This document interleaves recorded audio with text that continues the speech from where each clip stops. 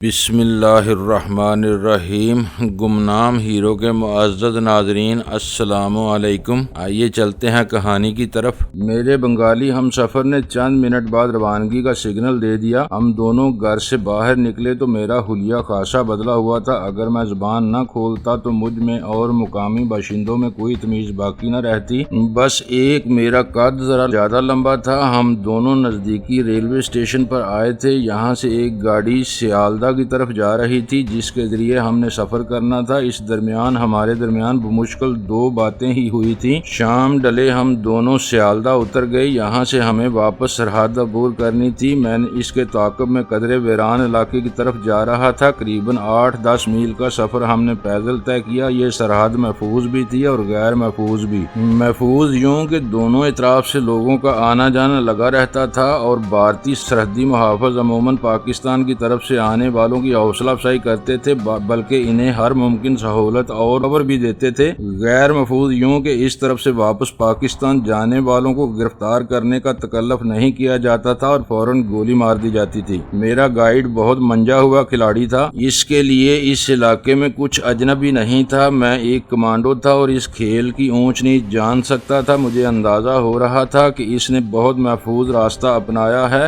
رات اپنی تمام تر بہشتوں کے ساتھ آسمان سے زمین پر اتر آئی تھی۔ ہمارے چاروں طرف سناٹا طاری تھا، ایک پراسرار سی خاموشی، بالکل ویسی ہی خاموشی جو کسی بڑے طوفان کا پیش خیمہ ہوا کرتی ہے۔ کوئی بھی صاحب نظر دیکھ سکتا تھا کہ اس خاموشی کے پہلو میں کیا کیا عذاب زمین پر اترنے والے ہیں۔ اس اندھیرے میں چھپی بشارت کا اندازہ مجھے اس لیے بھی ہو رہا تھا کہ ہمیں مملکت خداداد کے اس خطے پر رچائے گئے اس کھیل میں چلی گئی شاطرانہ چالوں کا قدرے ادراک رکھنا تھا۔ صرف میرا جان لینا کافی نہیں تھا۔ اس عذاب سے جن کو آگاہی ضروری تھی، ان کے تو کبھی کان پر جوں ہی نہیں رینگتی۔ ان کے لیے تو جیسے یہ سب معمول کی کاروائی تھی۔ تاریخ کا بڑا اہم سبق یہی ہے کہ وہ قوموں کو سمجھنے کا موقع تو دیتی ہے، سنبھلنے کا موقع کم ہی نصیب ہوا کرتا ہے۔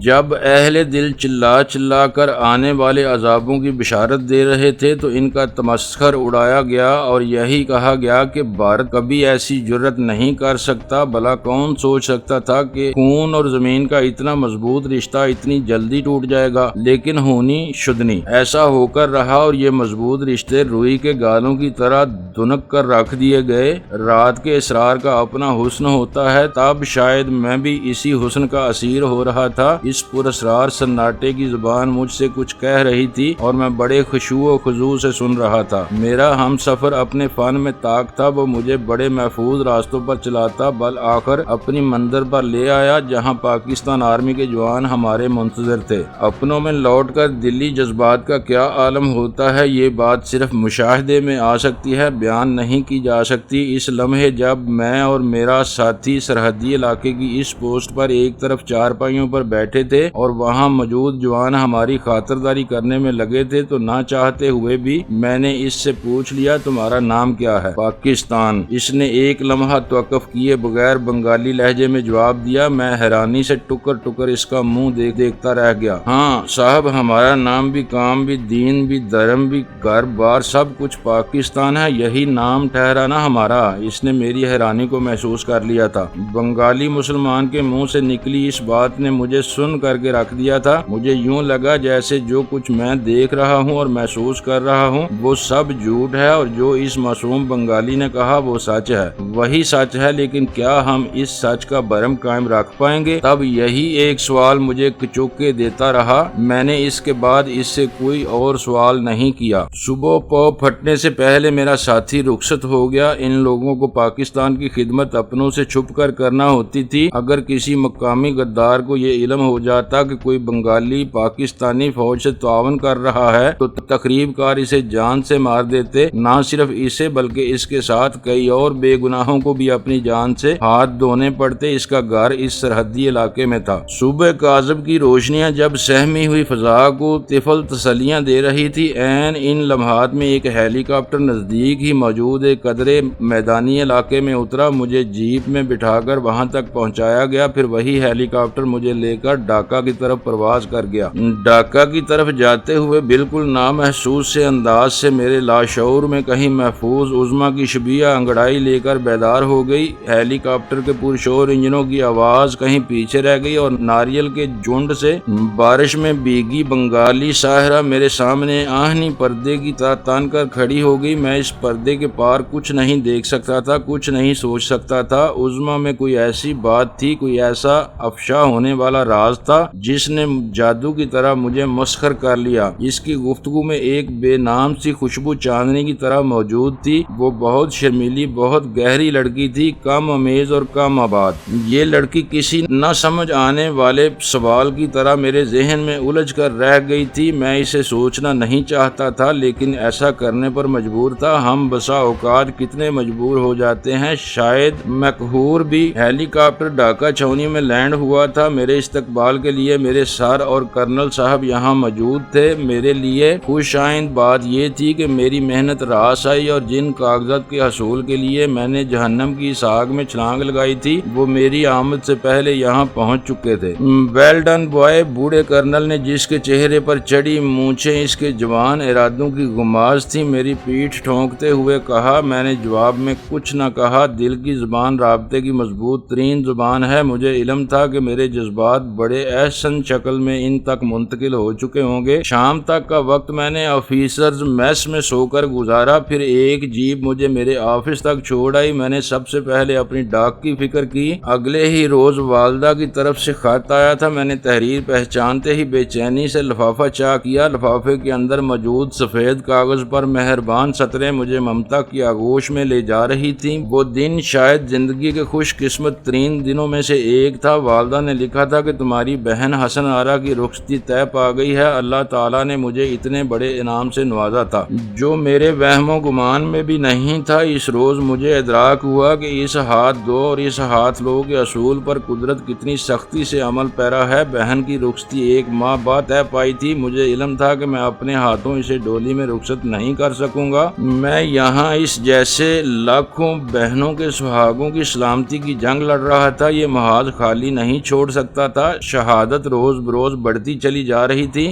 بڑے بڑے کڑیل جوان گات میں لگے تخریب کاروں کی گولیوں کا نشانہ بن رہے تھے۔ قدم قدم پر احساس ذمہ داری بڑھ رہا تھا۔ میں تو یوں بھی فوج کے خصوصی گروپ سے تعلق رکھتا تھا۔ ہنگامی نوعیت کے حالات سے نمٹنے کے لیے تو مجھے تیار کیا گیا تھا۔ پھر یہ کیسے ممکن تھا کہ میں ان حالات میں محاذ چھوڑ کر جاؤں؟ میں نے اسی وقت ماں کو خط لکھ دیا کہ وہ میرا انتظار نہ کریں۔ حسن آرا سے زیادہ میری یہاں کی بہنوں کو ضرورت ہے۔ وہاں میں نہ بھی ہوا تو اسے ڈولی میں سوار کرنے والے اور بھی ہوں گے۔ یہاں ایک لمحے کی غفلت جانے کتنی سہاگنوں کو بیوہ کر دے گی، کتنے بچوں کو یتیم بنا دے گی۔ میں جانتا تھا کہ میری ماں ایک فوجی کی بیوہ ہے اور دوسرے فوجی کی ماں ہے۔ وہ ذہنی طور پر ہر قسم کے حالات کا مقابلہ کرنے کے لیے تیار رہتی ہے۔ وہ میرے جواب پر کفِ افسوس نہیں ملے گی بلکہ خدا کا شکر ادا کرے گی کہ اس کے بیٹے نے اپنے فرض پر کسی شے کو اہمیت نہیں دی، اپنی بہن کو بھی نہیں۔ ہماری لاکھ نیک خواہشات کے باوجود حالات روز بروز بد سے بدتر ہوتے جا رہے تھے۔ ہمیں ہر روز کوئی نہ کوئی تشویشناک خبر اپنے ذرائع سے اور کوئی نہ کوئی ہولناک خبر کسی غیر ملکی ذرائع سے سننے کو ملتی تھی۔ ڈھاکہ شہر میں موجود میرے آدمی، جنہیں ہم اب مقامی ہمدرد سمجھنے لگے تھے، بظاہر اندرونی حالات پر نظر رکھے ہوئے تھے اور پل پل کی خبریں ہمیں مل رہی تھیں۔ بھارتی تخریب کار اتنی زیادہ تعداد میں ڈھاکہ شہر میں داخل ہو چکے تھے کہ انہیں باہر نکالنا ایک پریشان کن مسئلہ بن کر رہ گیا تھا۔ ہماری پوزیشن ایسی تھی کہ ہم براہ راست کسی معاملے میں مداخلت نہیں کر سکتے تھے۔ ہمیں بس حالات پر نظر رکھنے اور اعلیٰ حکام کو باخبر رکھنے کے فرائض تفویض کیے گئے تھے یا پھر مقامی انتظامیہ کے تعاون سے کوئی اہم قدم اٹھا سکتے تھے۔ ان حالات میں اتنی نرمی یا پھر ہماری بے بسی نے ہمیں کسی قابل نہیں رکھا تھا۔ اس روز بھی اپنے مقامی ذرائع کی طرف سے حاصل کردہ اطلاعات کی فائل دیکھ رہا تھا جب ایک نام پڑھ کر میں چونک اٹھا۔ پروفیسر شمس الدین رہائشی فیل خانہ مشتبہ افراد کی فہرست میں داخل ہو چکا تھا۔ ہمارے ایک ایجنٹ نے اطلاع دی تھی کہ اس نے کل ڈھاکہ یونیورسٹی میں 2 مقامی غداروں سے ملاقات کی ہے۔ ان دونوں مقامی غداروں کو ہم دراصل بطور چارہ استعمال کر رہے تھے۔ یہ دونوں بھارتی اور مقامی تخریب کاروں کے درمیان رابطے کے فرائض انجام دیتے تھے اور ان پر نظر رکھنے سے ہمیں ڈھاکہ میں موجود بھارت کے پروردہ غداروں کا علم ہوتا رہتا تھا۔ ان دونوں کی گرفتاری سے یہ کھیل جاری رکھنا مشکل ہو جاتا۔ میں سوچنے لگا کہ پہلی ہی ملاقات پر آخر یہ شخص کیوں بار بار میرے ذہن میں کھٹک رہا تھا، کیا عظمیٰ سے میری ملاقات بھی طے شدہ پروگرام کا حصہ تو نہیں تھی؟ عین ممکن تھا کہ شمس الدین کو اسی نوعیت کے فرائض سونپے گئے ہیں اور اس نے اپنی بیٹی کو چارہ بنا کر میرے آگے پھینک دیا ہو۔ میں جانتا تھا کہ جس طرح انسانی عظمت کی کوئی انتہا نہیں، اسی طرح انسانی پستی کی بھی کوئی حد نہیں، خصوصاً وہ شخص جس نے اپنا ضمیر ہی دشمن کے پاس گروی رکھ دیا ہو اور مادر وطن کے خلاف ہی غداری پر تل جائے۔ اس میں غیرت اور ایمان نام کی کوئی شے باقی نہیں رہ جاتی۔ یہ مفروضہ غلط بھی ہو سکتا تھا اور صحیح بھی، جاسوسی کے کھیل میں کوئی بھی رائے حتمی نہیں ہوتی۔ میں نے شمس الدین کو خود چیک کرنے کا فیصلہ کر لیا تھا۔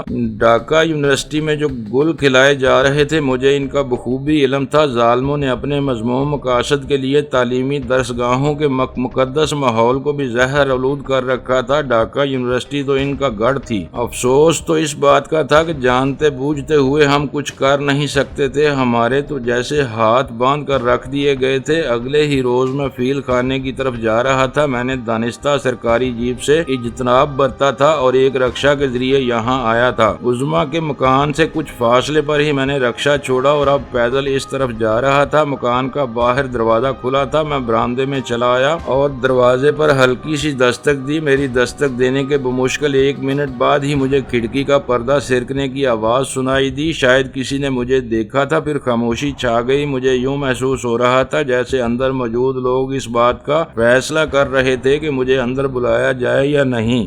جلد ہی وہ ایک فیصلے پر پہنچ گئے اور دروازہ کھلنے کی آواز سنائی دی۔ اس کے ساتھ ہی عظمیٰ کا چہرہ نمودار ہوا۔ السلام علیکم آپ۔ اس نے میرے سلام کا جواب بظاہر بڑے حیران کن لہجے میں دیا تھا۔ کیوں مجھے یہاں نہیں آنا چاہیے تھا؟ میں نے مسکراتے ہوئے ذومعنی بات کہہ دی۔ اس کا چہرہ شانت رہا۔ نہیں، آپ نے یہ کیوں سوچا؟ مجھے تو یقین نہیں آ رہا تھا کہ آپ۔ اس نے اپنی بات ادھوری چھوڑ دی۔ اس لمحے عظمیٰ کا سارا سراپا اس کی آنکھوں میں بکھر گیا۔ اس نے اپنی سیاہ اور چمکیلی آنکھوں کو لاکھوں لفظوں میں بکھیر دیا تھا۔ جس لمحے عظمیٰ نے میری طرف دیکھا اس کے بدن کی ساری حرارتیں اس کی نظروں میں سمٹ آئی تھی۔ وہ ایسی ہی لڑکی تھی جو اپنے مقابل کے لہو میں ہزار زاویوں کے ساتھ گھستی چلی جاتی تھی۔ بڑے نامحسوس انداز میں، بڑی خاموشی کے ساتھ، چپکے ہولے ہولے، شاید ایسی ہی نگاہیں پلک جھپکتے دلوں کے فیصلے کر دیا کرتی ہیں۔ میں نے اندازہ لگایا کہ وہ میری بات سے گھبرائی نہیں، شرمائی ضرور تھی۔ عورت جب شرمائے تو وہ بچپن کے بہت قریب ہو جاتی ہے۔ اس لمحے وہ اتنی معصوم بن گئی تھی کہ اگر کوئی اسرار اس میں پنہاں بھی تھا تو وہ ضرور منکشف ہو جاتا، لیکن میرے اندازوں کے برعکس وہ اپنے باپ کی سازش کا کوئی حصہ نہیں تھی، صرف پروفیسر شمس الدین کی بیٹی تھی۔ اگر اسے میرے خلاف استعمال کیا جا رہا تھا تو وہ لا علم رکھ کر اسے بے خبری میں، جی ہاں، میں نے یہ فیصلہ اس ایک لمحے میں کر لیا تھا جو لمحہ زندگی سے بہت قریب کر دیتا ہے۔ اس لمحے سچائی ایک کوندے کی طرح انسانی وجدان پر لپکتی ہے اور اسے اپنا آپ منوا لیتی ہے۔ میں بھی ایسے ہی کسی لمحے کی گرفت میں تھا۔ میں نے بہت دنیا نہیں دیکھی تھی، لیکن بہت زندگی اور بہت موت کا نظارہ ضرور کر لیا تھا۔ موت اور زندگی کو نزدیک سے دیکھنے والا حالات کی سمجھ پر قادر ہو جاتا ہے۔ یہ کہنے کی نہیں، تجربے کی بات ہے۔ زندگی میں بہت کچھ گیان اور دھیان کا مرہون منت ہے، لیکن یہ ضروری نہیں کہ سب ہی کچھ لمبے تجربے کی دین ہو۔ بسا اوقات وقت کے کسی حصے کے غم، خوشیاں اور تجربات کسی اور کی جولی میں بھی ڈال دیا کرتا ہے، بالکل ایسے ہی جیسے کبھی کبھی صحیح ایڈریس والا لفافہ غلط ہاتھوں میں یا پھر غلط ایڈریس والا لفافہ صحیح ہاتھوں میں پہنچ جاتا ہے۔ تب مجھے علم نہیں تھا کہ عظمیٰ غلط یا صحیح میں سے کون سا لفافہ ہے، لیکن میں یہ محسوس کر سکتا تھا کہ اس کے اندر بہت خوبصورت تحریر ضرور رقم ہے، ایسی تحریر جو کسی نے اپنے خونے دل میں انگلیاں ڈبو کر لکھی ہو۔ بیٹھیے، اس نے اپنے مکمل پن کے ساتھ مجھے بیٹھنے کی دعوت دی۔ شکریہ کہہ کر میں ایک کونے میں درے صوفے پر بیٹھ گیا۔ میرے اندر کوئی اسرار اور نادیدہ قوت مجھے یہ ضرور احساس دلا رہی تھی کہ کمرے کی دیواروں میں لگی کچھ آنکھیں میرا جائزہ لے رہی ہیں۔ یہ میرا واہمہ بھی ہو سکتا تھا، لیکن تب میں ادراک کی جس حد پر کھڑا تھا وہاں سے واہمے کا گزر نہیں ہوا کرتا۔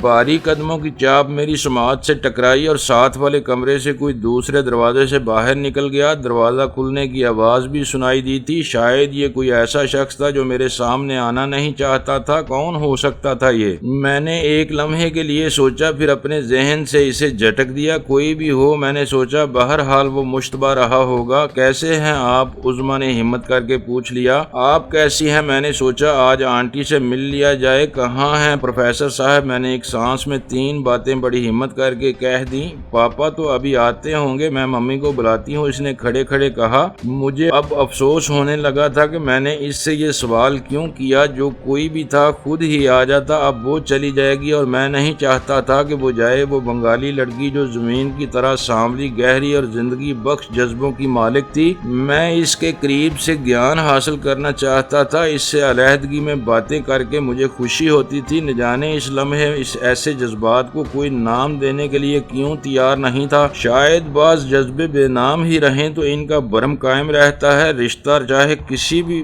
طرح کا ہو تعلق قائم رہتا ہے، اس کا نام رکھنا کیا ضروری ہے؟ کاش میں کسی بے نام سے تعلق ہی سے عظمیٰ سے وابستہ رہتا۔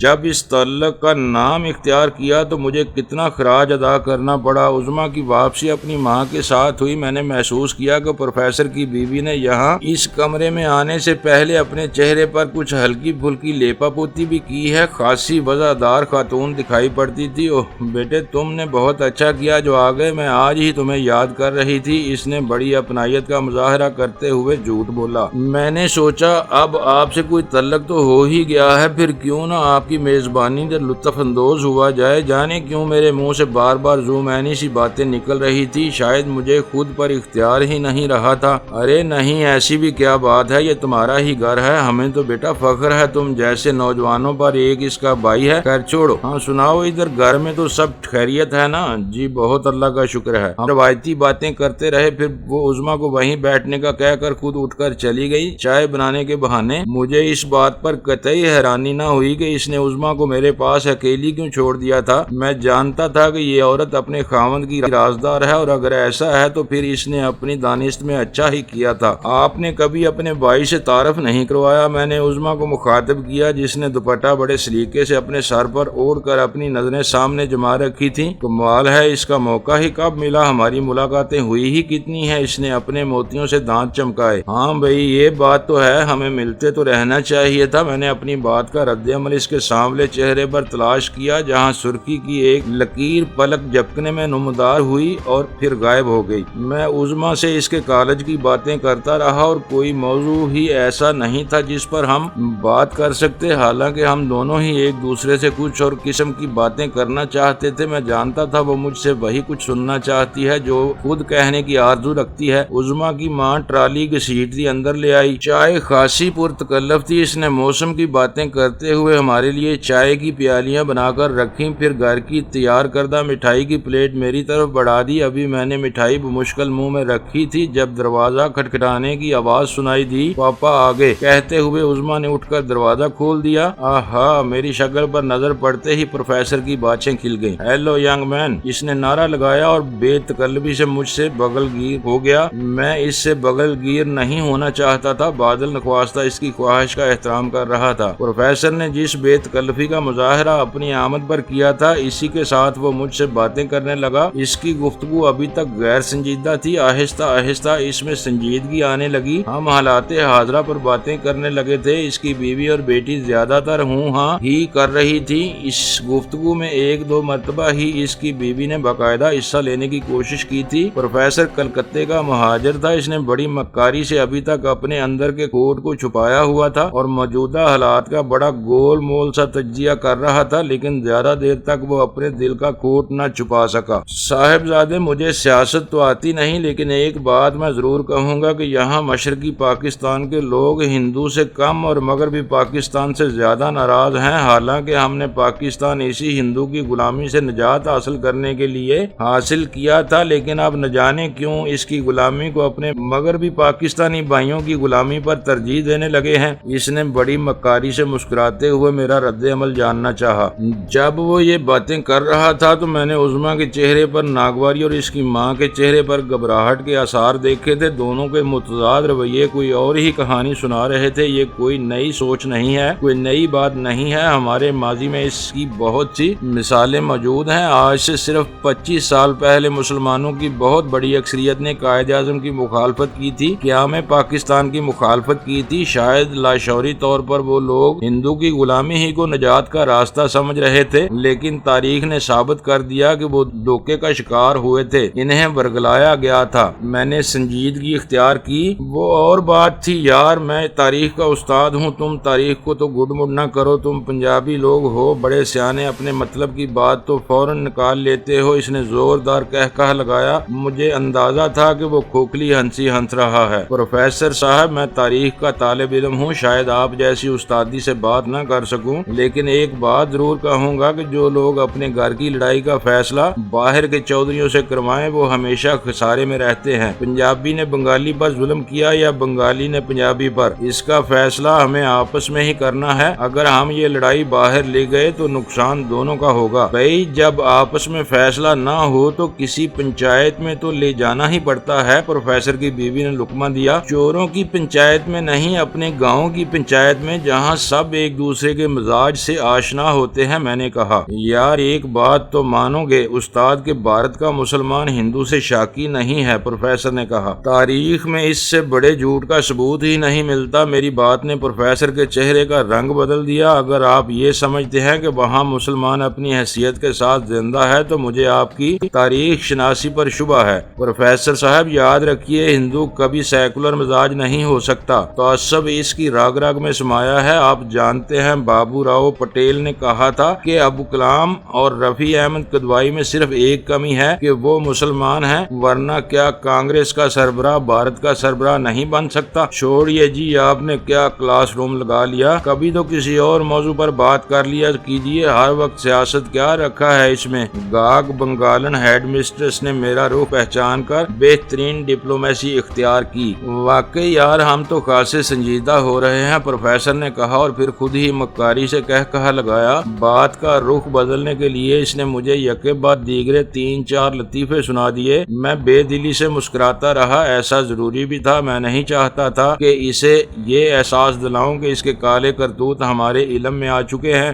میرے خیال سے مجھے چلنا چاہیے، خاصا وقت ہو گیا ہے۔ میں نے گھڑی پر نظریں ڈالتے ہوئے کہا، ارے ابھی تھوڑی دیر تو بیٹھو بیٹا، دوپہر کا کھانا کھا کر جانا۔ عظمیٰ کی ماں نے کہا، آنٹی میرے آئندہ آنے کی گنجائش تو باقی رکھیے۔ میں نے کہا، مجھے خود بھی اپنی بات کی سمجھ نہیں آئی تھی، لیکن وہ تینوں بھی میرے ساتھ ہی مسکرا دیے۔ عظمیٰ کے کھنچے ہوئے اعصاب اب نرم پڑنے لگے تھے۔ مجھے احساس ہو رہا تھا کہ ہماری باتیں اس پر گراں گزر رہی ہیں، لیکن وہ ہم میں سے کسی کو بھی منع نہیں کر سکتی تھی۔ عظمیٰ مجھے گھر کے باہر تک رخصت کرنے آئی۔ اس نے اپنی ماں سے کسی سہیلی کے گھر جانے کا کہہ دیا تھا۔ آپ نے تو کسی بات کا برا تو نہیں منایا؟ اس نے گھر سے نکلتے ہی اپنے دل کا غبار نکالا۔ کیوں بھائی، میں برا کیوں مناؤں گا؟ ایسی کوئی بات ہوئی ہی نہیں۔ دراصل اس نے بات ادھوری چھوڑ دی، اس کے چہرے پر الجھن کے آثار دکھائی دے رہے تھے۔ دراصل میں آپ سے، عظمیٰ تم جو مجھ سے کہنا چاہو اطمینان سے کہہ دو۔ میں نے اسے تحریک دلائی، میں محسوس کر رہا تھا کہ وہ واقعی کچھ کہنا چاہتی ہے لیکن ڈھنگ سے الفاظ نہیں مل رہے۔ دراصل مجھے یہ کہنا تھا کہ میں چاہتی ہوں کہ آپ سے روزانہ ملا کروں، لیکن آپ کو ہمارے ہاں شاید آپ کے لیے وہ جگہ موزوں نہیں۔ شاید وہ بے ربط سی باتیں کر رہی تھی اور میں اس کا منشا پا گیا تھا۔ پہلے تم نارمل ہو جاؤ پھر کچھ کہنا، میں نے سڑک کا موڑ کاٹتے ہوئے کہا۔ اچانک ہی سامنے والے گھر سے ایک لڑکی باہر نکلی تھی جسے دیکھ کر عظمیٰ ایک لمحے کے لیے ٹھٹک گئی۔ میں آپ سے پھر کبھی بات کروں گی، بہت ضروری بات کرنی ہے۔ میں چونکا۔ اس سے پہلے کہ میں کچھ کہوں وہ لڑکی جس نے غالباً عظمیٰ کو پہچان لیا تھا تیر کی طرح سیدھی ہماری طرف آئی۔ ہائے عظمیٰ، ہاؤ آر یو؟